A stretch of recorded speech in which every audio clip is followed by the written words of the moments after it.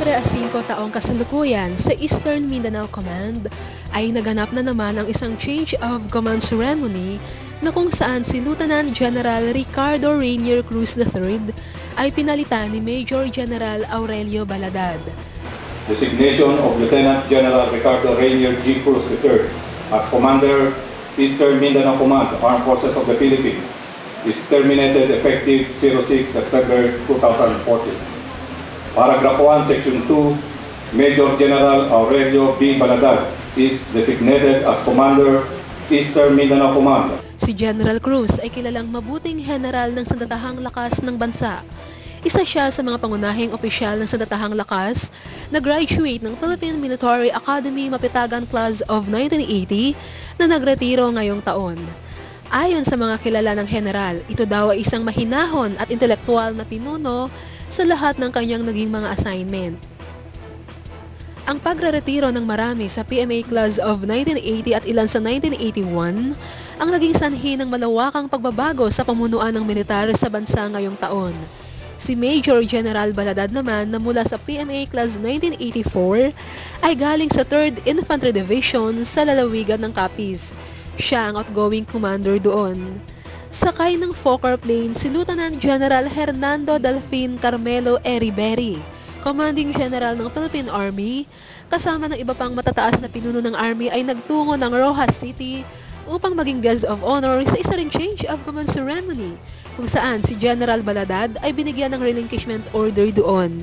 Ang probinsya ng Capiz ay isa sa mga mabibigat na nasalanta ng bagyong Yolanda at kababangon lamang nito mula sa pagkaguho ng maraming istruktura at mga kabahayan. Ayon sa aming mga nakapanayam sa siyudad ng Rojas, malaki ang naging partisipasyon ng 3rd ID sa ilalim ng administrasyon ni General Baladad sa pagsagip at pagtulong nito sa mga mamamayang nasalanta ng bagyo at sa pagbuo muli ng kanilang mga kabuhayan sa lugar na ito.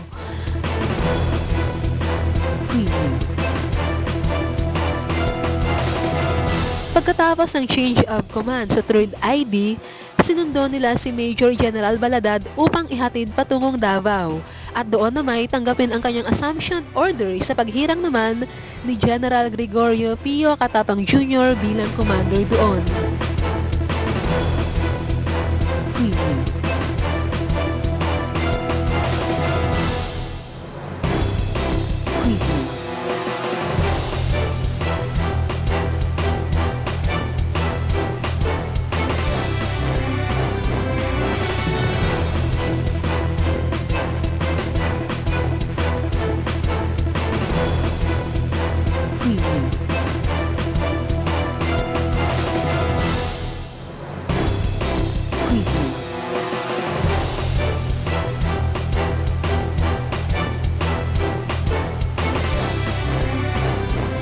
Isa-isang nagdatingan ang mga matataas na opisyal ng AFP at nagmistulang maliit ang stage dahil sa mga panauhin nito.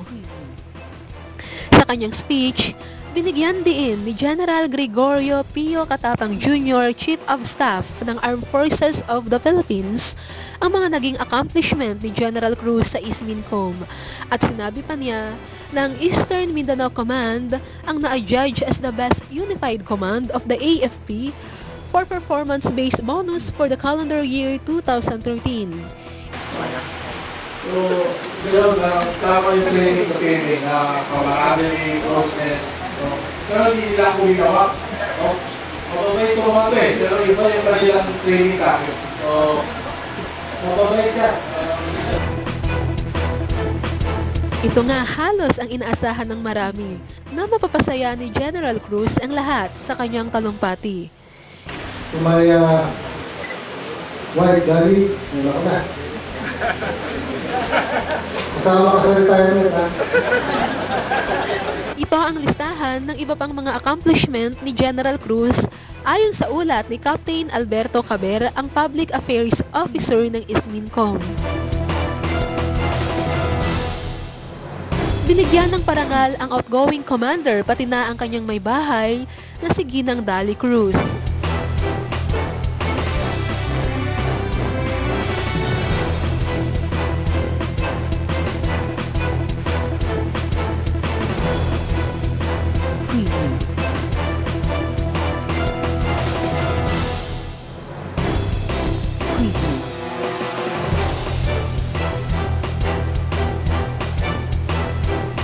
Imbued with professional competence and managerial acumen, Lieutenant General Cruz III steered the Eastern Mindanao Command to effectively implement the AFP Internal Peace and Security Plan, Bayanihan through ISMINCOM's campaign plan, Panagday Mindanao 2, that significantly turned around the peace and security condition in Region 11 toward a favorable socio-economic condition for most local government units and the people of Eastern Mindanao.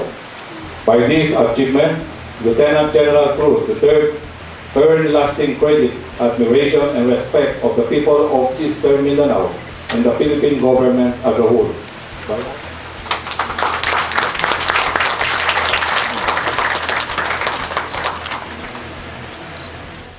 Pinuri ni General Baladad ang kanyang predecessor at pinasalamatan ang marami sa pagkakatalaga sa kanya bilang pinuno ng ISMINCOM.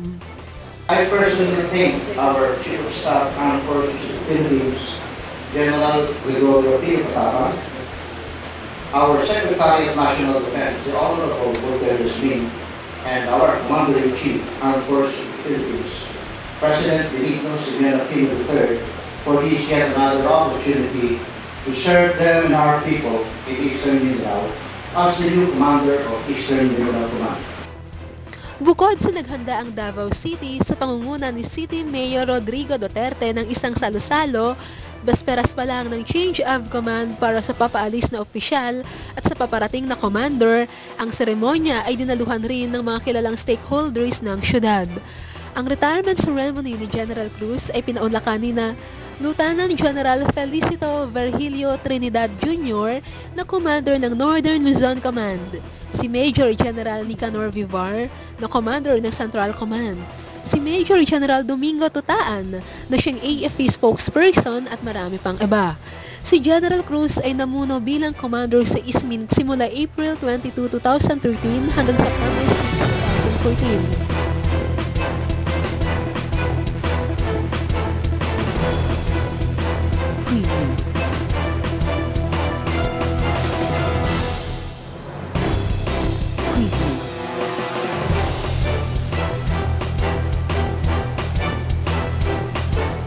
Kasabay sa okasyon ay ginanap ang pag-issue ng mga makabagong M4 rifle para sa 84th Infantry Battalion sa pangunguna ng kanilang battalion commander, si Lieutenant Colonel Arnold Bernardino.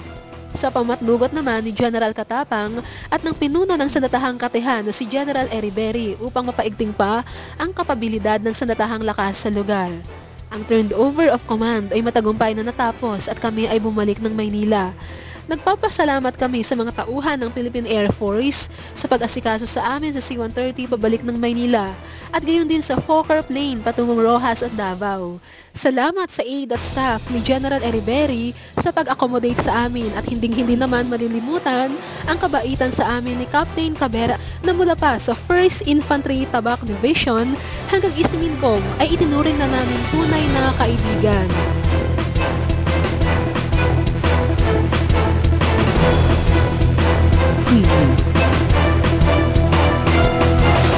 Para sa Balitang Filipino ng SamboTimes.com, Risa Lacbao nag-uulat.